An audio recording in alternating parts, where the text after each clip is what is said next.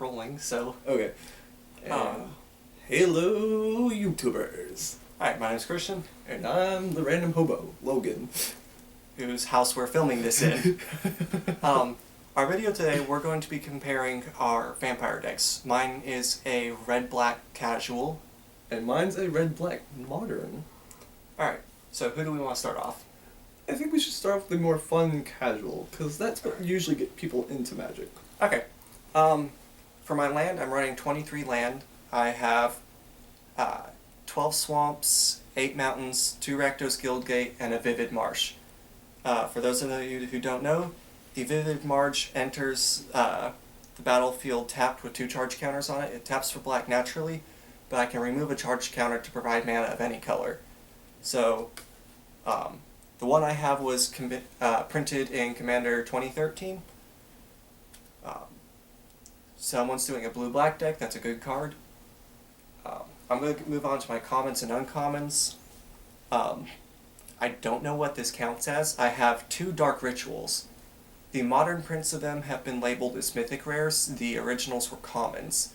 It's a 1-drop black instant that provides 3 black mana to your mana pool. So on turn 1 you can drop a 3-drop or potential for a 5-drop if I have both of them in my starting hand. For creature removal, I have 2 Murders, 2 Doomblades, 2 Tragic Slips, and 2 Deadweights, as well as 1 Sudden Spoiling. Sudden Spoiling is an obnoxious card. It costs 2 black and a colorless. It has Split Second, and creatures target player controls become 0/2 and lose all abilities until end of turn. Abilities are slightly a very hard thing. There are static abilities and there's the tap for this ability. So, and with Split Second, unless something else has Split Second, it takes priority. It automatically goes before other interrupts, like a creature tap ability or another instant. My card will still play first even though you tried to counter it. yeah, it's kind of mean. For my basic level creatures, I have 2 Stromkirk Captains, 2/2 First Strike. Other vampire creatures I control get +1/+1 First Strike, which really nicely builds into my Vampire Nighthawks. The 3/2 flying, Death Touch, and Lifelink. And with the Death Touch and First Strike, all you have to do is 1 damage just to have that creature dead. So that's kind of nice actually. And let's see, my last common creature is a Rakish Heir. Whenever a vampire control deals combat damage to a player, I put a 1/1 counter on it.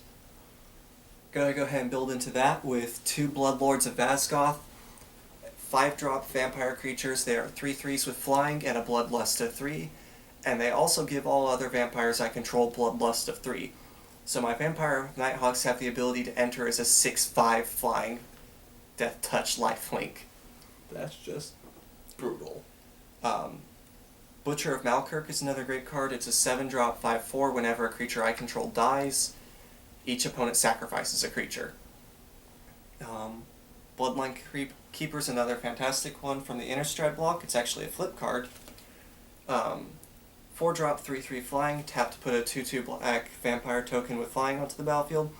1 black mana will transform him, and you have to control a vampire before you can do that.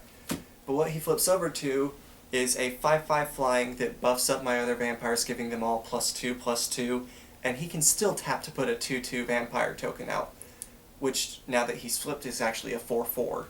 Doesn't it have to have 5 before you can flip, or 5 vampires in a black? Isn't it he has... Yeah, 5 vampires. Okay, 5. I think I mentioned that. I don't recall. Just making sure we covered our bases so that we don't have mean comments on when you don't know how to read your own cards. Another one of my favorites for this deck is Anawan the Ruin Sage. It's a 4/3. At the beginning of my upkeep, each player sacrifices a non-vampire creature. Won't work that well against him, but against someone running zombies or werewolves or knights, it's fantastic. I have a Vampire Nocturnus, and that's a fun one. I don't remember exactly what the text reads. you have play with the top card of your deck revealed, and if it's a black card, vampire creatures you control get +2/+1 and flying. This whole stack here. Next critter is a Sangromancer, 4-drop, 3/3 with flying. Whenever a creature an opponent controls is put into a graveyard from the battlefield, I may gain 3 life. Whenever an opponent discards a card, I may gain 3 life. Not particularly pleasant for your opponents. Then a Necropolis Regent. This is a mythic rare from the Return to Ravnica block. It's a 6/5 flying. Whenever a creature you control deals damage to a player, combat damage, you put that many 1/1 counters on that creature. So if this swings hits Logan for 6 damage, it suddenly becomes a 12/11. And that applies to all creatures I control. Also have a Captivating Vampire. 3-drop, 2/2. Other vampires get +1/+1. Other vampire creatures I control, sorry. I can tap 5 untapped vampires that I control to gain control of target creature. It becomes a vampire in addition to its other types. I believe that's the end of it for creatures for me. So I'm going to move on to some of my game-breaking enchantments, which is kind of what this deck is based around. The first one is a Blood Chief Ascension. Whenever, at the beginning of each end step, if an opponent lost 2 or more life this turn, you may put a quest counter on Blood Chief Ascension. Whenever a card is put into an opponent's graveyard from anywhere, if Blood Chief Ascension has 3 or more quest counters on it, you may have that player lose 2 life. If you do, you may gain 2 life. And it actually works out pretty well with Sangromancer because you can be gaining up to 5 life off an opponent discarding a card. Which hurts my deck, but we'll get into that later. Next one, I'm actually going to go with both of these at once. Exquisite Blood and Sanguine Bond. Combo! If I have both of them out, all I have to do is gain 1 life, or an opponent has to lose 1 life, and I instantly win, because one card is whenever an opponent loses a life, I gain that much, and the other is whenever I gain that much, or gain life, and an opponent loses that much. So they ricochet off of each other. I am gaining infinite life, and everyone else is losing infinite life.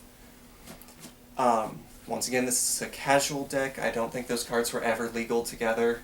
Well, they were legal once together. In Standard? Yes. Okay. Innistrad had it where it was Exquisite Blood, if I remember correctly. And then the core set after that, they decided to go, let's give Mr. Johnny players their combo. And now it's legal in Modern. Way to go. So, my next 2 enchantments are Painful Quandary, and this is actually kind of spendy for a rare. It's about $2.50, $3 on Amazon.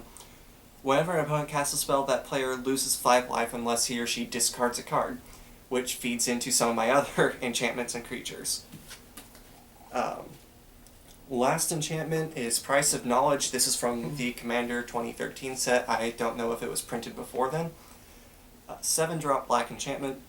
Players have no maximum hand size. At the beginning of each opponent's upkeep, Price of Knowledge deals damage to that player equal to the number of cards in that player's hand. Ooh, a lot of fun.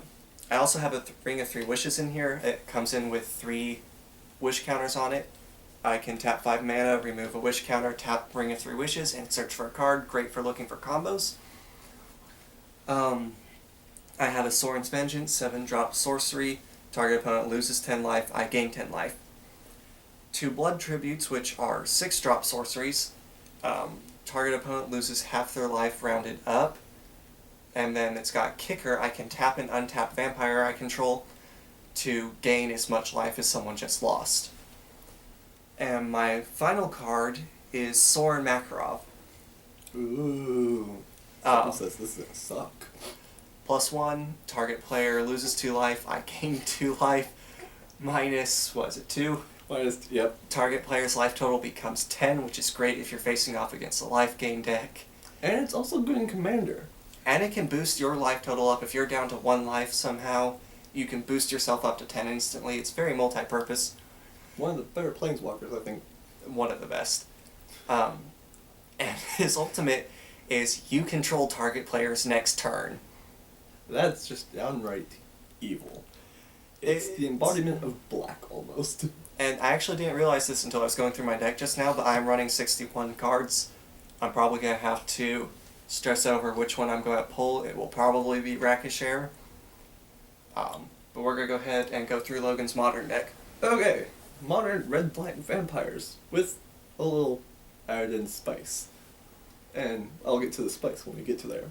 We are running a total of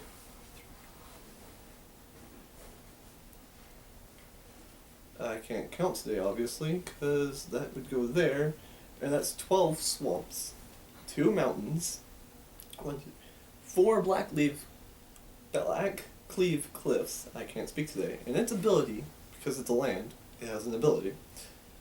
When it enters the battlefield, or it enters the battlefield tapped, unless you control 2 or fewer lands. So that's up to 16 lands now. Then we go into Dragon Skull Summit. It enters the battlefield tapped unless I control a swamp or a mountain. So 20 lands. That's kind of risking it on the very scary side. Quick note, real quick. Both of those separate lands you just mentioned, they both tap for black and red. For Yes. those of you who don't know. Sorry. So my deck's mana cost doesn't go past 3. Willingly. If I'm casting one of my cards, what I call spice, into this deck, I'm playing this deck wrong. We will start with my removal sweep. I have 4 lightning bolts, which I use for removal. It can target a player in my time of need if I have my opponent down to their last 3 life. I also have my next removal in red is Arc Trail. It's not as common as the lightning bolt, 1 mana of red for 3 damage to the face, or what to a creature. This one is a colorless in a red, deals 2 damage to a creature or player, and then a 1 damage to another target creature or player. So, by turn 2, you can effectively kill 2 of your opponent's creatures. Then we have Go for the Throat. It's a colorless and a black for destroy target non-artifact creature. If I'm going against what they call infinity in modern, I have troubles because that's artifacts. That's why we move on to my next selection of removal, Grasp of Darkness, which is I also run 3 of, and that is 2 black, and target creature gets -4/-4 until end of turn.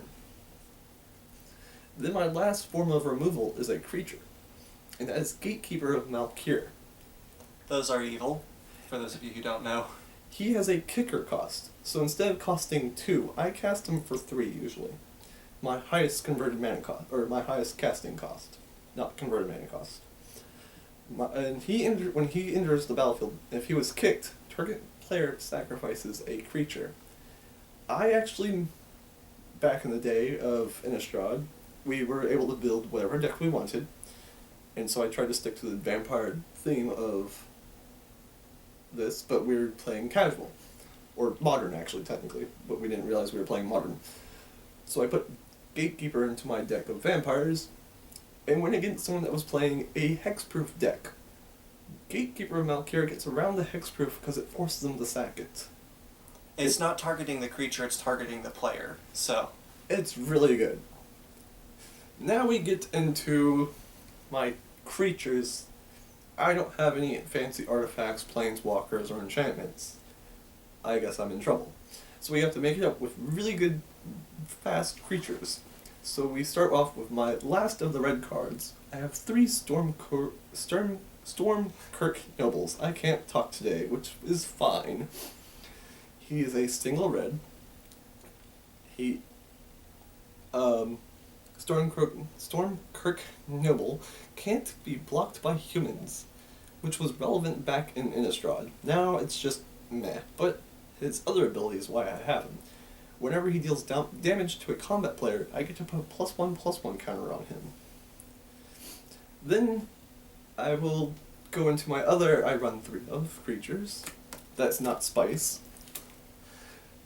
It is Pulse Tracker. He costs 1 black. And he is a 1/1 also, like Stormkirk Noble. Oh my god, someone shoot me now. Be careful what you ask for. Whenever Pulse Tracker attacks, each opponent loses 1 life. So if you're playing 1-on-1, that's just one person. If you're playing multiple, people, he attacks, and it hits all your opponents. It's kind of nice to be able to have some semi-collateral damage. And you go, hey, it's not me, it's him, so if you don't like losing life, get rid of the creature, not me. It makes great politics. Now we get into what my part of the combo is. I run 4 of these creatures. Calistria Highborn, which is 2 cost black. Bloodgust, which is also a 2 black. And Vincent Seer for 1 black. Now, I will go over in the order of how this combo technically should work. We start off with playing Vincent Seer for 1 black. And his ability is to sacrifice a creature, scry 1. Scrying is, you get to look at the top card of your deck, choose whether you want to keep it by putting it on top, or playing it on the bottom. It's not as good as probably a Wing of 3 Wishes or a Liliana Vest where you get to tutor the abilities of tutors. But the advantage is, my Ring of 3 Wishes, I have to pay 5 mana, so that automatically... And he only gets 3 uses, while my Seer here, I can sacrifice my creatures, which we get to the next creature about, which is Bloodgust. Bloodgust abilities should read, what am I doing? Because it's madness. Because it can't block. Okay, that's kind of bad on a creature. Until you read, she has haste as long as your opponent has 10 or less life. So you're going, okay, but by turn 2 my opponent hasn't lost any life. The next part is where that ability comes in handy. Landfall. Whenever a land enters the battlefield under my control, I can return Bloodgust from my graveyard to the battlefield. Not tapped or anything, it just comes straight out ready to swing. And with my Seer here, I can sacrifice her and try to scry into either lands or cards like my next part of the combo, Calistria Highborn. Whenever Calistria Highborn or another vampire I control, it reads you control, but I'm saying I control for right now, is put into the graveyard from the battlefield, you may pay 1 black. And if you do, target player loses 2 life and I gain 2 life. Now, that there is a win condition on its own. But I feel like my deck needs some spice. And with the win condition of being able to repeat Bloodgust, Calistria Highborn, and Vincere Seer, I need something that hits hard. And that's why we have Demon of Death's Gate, who's a mana converted cost of 9, with 6 colorless and 3 black. With 20 land, that's actually really hard to pull off, because that's almost half your land you have to have on the battlefield, for a 9/9 flying trample, with another ability. His other ability is, I pay 6 life, sacrifice 3 black creatures, and I can put them onto the battlefield. So by turn 3, technically I can have him out. I will say that doing that on turn 3 is really risky. In my rat deck, I managed to pull that off on turn 2, which someone immediately killed with a Hero's Downfall, and 2 turns later I was out of life. Yes, so that's why I wait till I have my combo of Bloodgust, Highborn, and the Seer. Because then, if I sacrifice, usually I'm sacrificing black creatures, which all my black creatures are a vampire. So that means for every creature I just sacrificed, even with using just the Vincent Seer ability, I can pay a black. My opponent loses 2 life, I gain 2. So if I'm using Demon of Deathgate here, what I'm doing is, instead of me paying 6 life, how I make it read, because how I'm using it, is my opponent pays 6 life, and I just sacrifice 3 creatures for a 9/9. Which is just outright terribly mean, which fits the demon spirit of spice. Alright, well, we hope you learned something, enjoyed watching the video, and we'll see y'all next time. Bye.